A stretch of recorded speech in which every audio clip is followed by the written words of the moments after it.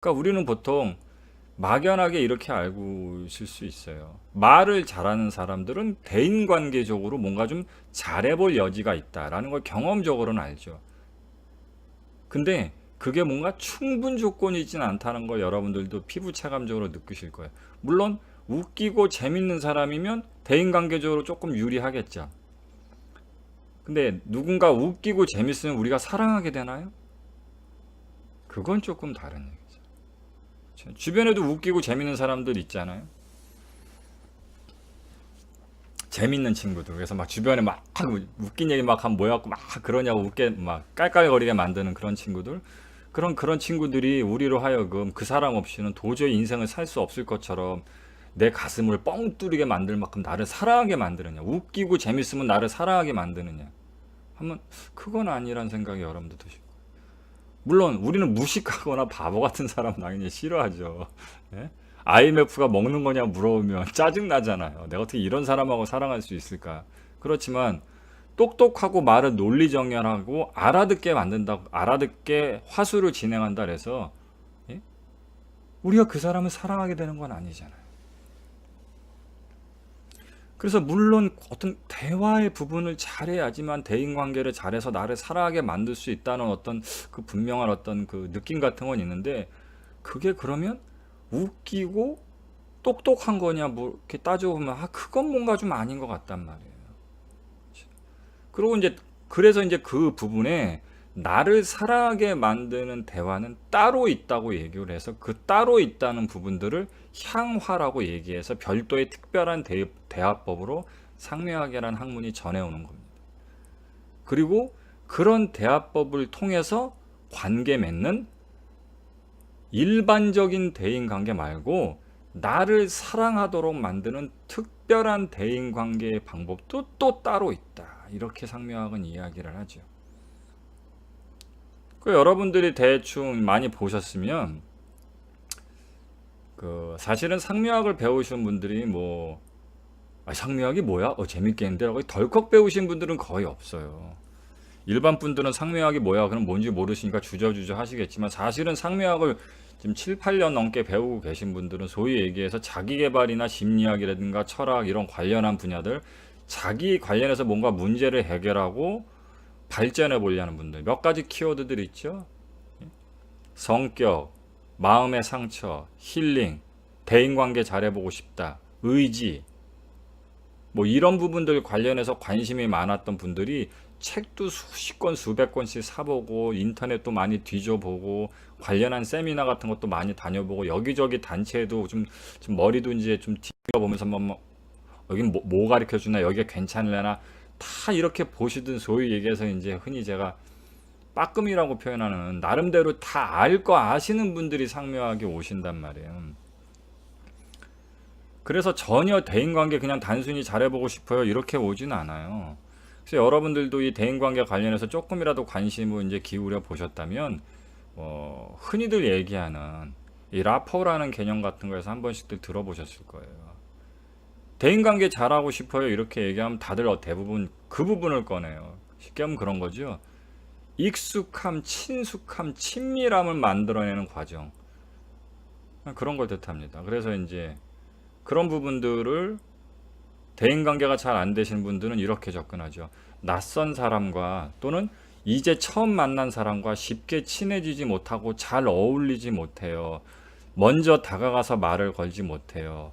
어색하고 아직은 낯설고 서로 거리감이 있는 사이를 조금 더 친하고 허물없고 가까운 사이로 만드는데 좀 어려움이 있어요. 저는 그런 부분이 좀 문제가 있어요. 라고 얘기해서 친밀감을 만들어내는 부분들을 되게 요구를 많이 하십니다. 근데 우리 주변에 보면 의외로 그거 잘하는 사람들 종종 있죠. 아까 웃기고 똑똑하게 말 잘하는 사람들처럼 누군가하고 쉽게 친해지는 사람들도 있단 말이에요. 그래서 그런 거 보면 대인관계에 어려움을 겪고 계시는 분들 입장에서는 그래 내가 그걸 갖고 싶어. 너무 그거 하고 싶어.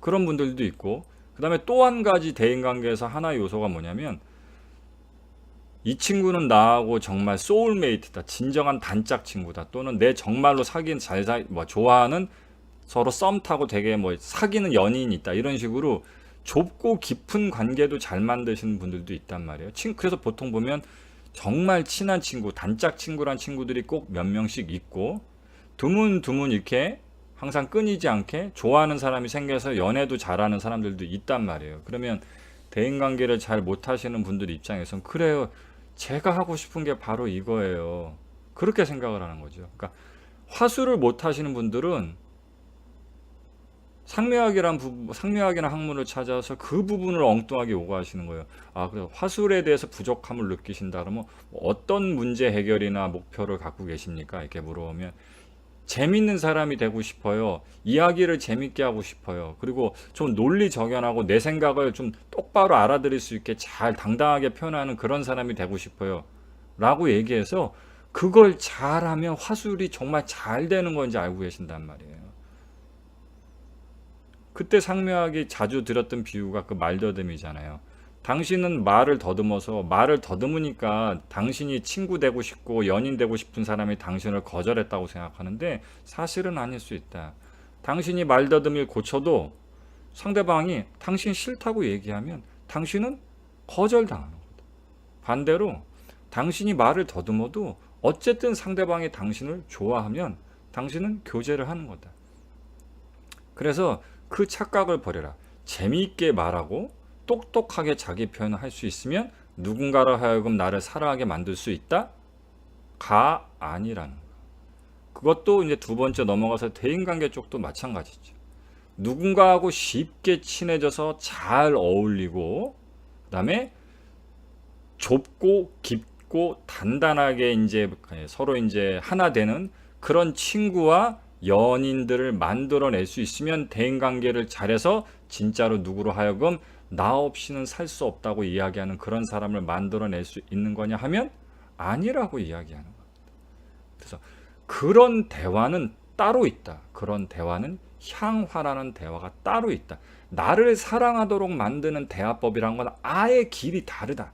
해당되는 그 학문의 원래 전통적인 상묘학 내의 분과 학문적 그 이름이 소계예요, 소계. 근데 이 소계라는 학문을 탄생시키는 데 있어서 가장 결정적인 영향을 미친 과거의 중국 이 소수 부족이 있습니다. 소수 부족을 우리들이 부를 때는, 우리 그 상묘학 역사상에서 문헌에서 부를 때는 그들을 우리는 미법술사라고 불러요. 미법술사.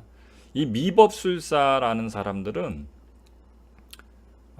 요즘식 표현을 쓰자면 집시 같은 사람입니다. 집시족들. 그러니까 동양의 소수 부족인데 집시 같은 사람들이에요. 그래서 주로 뭘 하는 사람이냐면, 여러분들이 집시 같은 거 보면 악기도 연주하고 노래도 부르고 그런 것들 하죠. 심지어는 뭐 마술이라든가 카드 게임 같은 것도 하고 점도 치고 이런 것처럼 그런 약간 기예를 하는 사람들이었는데, 특이하게도 이 사람들은 뭐 서커스라든가 뭐 타로 카드라든가 점을 본다든가 악기나 노래 이런 것도 조금씩은 하긴 했는데, 사실 이 사람들이 주된 갖고 있던 기예의 중심은 이야기예요, 이야기. 근데 여러분들은 지금은 이야기가 어떻게 기예가 되냐고 의아해 하실 텐데, 그 과거 역사의 문화를 좀 이해하실 필요가 있어요. 그 과거 역사의 문화가 어떻게 되냐면, 과거에는 지금처럼 뭐 책이 많지도 않았던 시절이었고, 그리고 뭐 지금부터 얘기하는 뭐 소설이라든가 문학 작품도 그렇게 많지 않았고, 당연히 뭐 영상 기록물, 뭐 영화라든가 이런 것도 없었고, 당연히 온라인도 없었을 테니까 이야기란 자체가 많지 않았죠.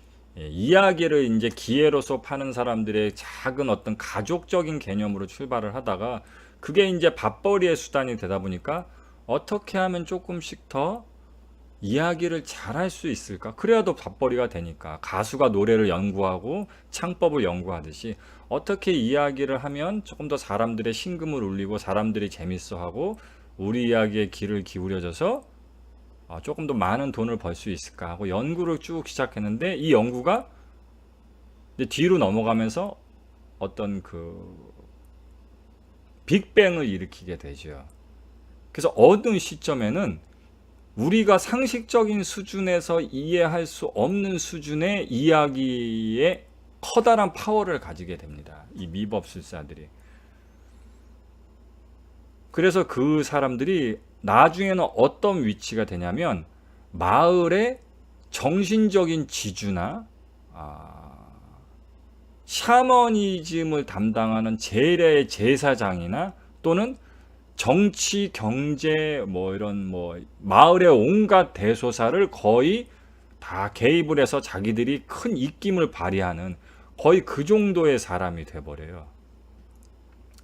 그냥 단순히 이야기를 잘할 뿐인데 남녀노소 관련 없이 모든 마을 사람들의 마음을 빼앗아 버린 거죠.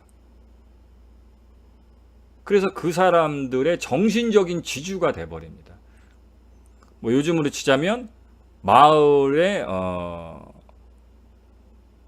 제일 어르신이면서 마을에서 진행하는 어떤 재래의 제사장이면서 마을의 어떤 정치적인 부분이나 경제적인 부분을 관할하는 어떤 원님처럼 이 정치, 경제, 문화, 종교 전부 다를 관장하는 되게 특별한 특이한 종족이 돼버립니다. 그런 어떤 전혀 다른 차원의 이야기적 진화의 특이점을 넘게 되죠.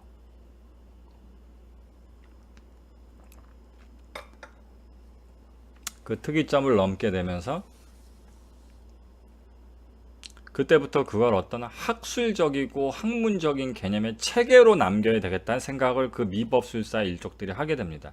단순한 기회로서만 이렇게 구전으로 전해지면 이게 이제 뒷대로 넘어가서 실전될 확률이 있기 때문에 조금 더 우리가 어떤 원리에서 어떻게 해서 이렇게 될 수 있었는지에 대한 원구도 하고 자료도 남기고 또 학문적인 개념 어떤 카테고리 이런 걸 남기면서 이제 체계화를 시키기 시작합니다. 그 체계화를 시키는 부분에서 여러분들이 오늘 배우셔야 할 그 두 가지 중 하나의 부분이 탄생되죠. 그때 그 체계화가 되는 과정에서 미법술사 내에서 격렬한 논쟁이 일어나고 그로 인해서 두 가지 대립적 구도의 학파가 탄생되기 시작합니다. 물론 한쪽이 나중에 이제 주류가 되죠. 지금도 상묘하게는 양쪽의 그 영향이 다 있어요. 그래서 교전의 성향 따라서 나는 이쪽의 학파를 추종하는 교전이다. 또는 반대로 이쪽의 학파를 추종하는 교전이다는 다 성향과 결론이 따로 있긴 한데 둘 다 남아있긴 한데 어쨌든 주류라는 부분은 별도로 존재합니다. 그래서 이 두 가지 대립적인 학파의 주장을 이해하시는 게 오늘 강의의 핵심이 되겠어요. 한쪽은 이렇게 얘기를 하는 거예요. 결국 여기서 이제 그 유명한 상명학의 그 관계 심리학의 정의가 나오죠. 화술의 근본 의의는 무엇이냐? 우리가 이야기를 하려고 할 때, 그러니까 우리가 어떤 사람한테 무슨 이야기를 할 때 왜 하냐? 화술이 가지고자 하는 근본의 근본적 의의가 뭐냐? 라는 부분의 질문에서 우리가 앞에 아까 착각했던 부분들, 웃기고 싶다, 똑똑하게 얘기하고 싶다, 금방 친해지고 싶다, 특별한 내 친구를 만나고 싶다, 이딴 식의 것이 아니라는 대명제가 거기서부터 나오기 시작을 합니다. 거기서 미법술사들은 어떻게 보면 대단히 직설적이고도 서늘한 명제를 그 위에 깔게 되죠. 모든 화술은 관계 심리학적 목표와 동일하다. 즉, 내 뜻을 상대에게 관철시키기 위함이다. 그래서 그 부분을 이해하지 못하면 지금부터 진행하는 이 특별한 대화법을 이해할 수가 없습니다. 막 신나게 웃겨요, 사람들. 자기가 말을 잘하고 웃긴다고. 자기가 누군가를 웃기는 게 너무 뿌듯하고 신나갖고 주체를 못해서 막 있잖아 내가 어디 갔는데 하면서 막 재미난 얘기를 막 합니다. 그때 미법술사들은 그런 사람의 어깨를 짚으면서 이렇게 얘기하는 거죠. 왜 웃기는 거지 지금? 그래서 네가 바라는 게 뭐야? 웃기는 게 목적이야? 라고 물어보면 우리가 곰곰이 잘 생각하면 우리는 왜 남을 웃기려고 들었지?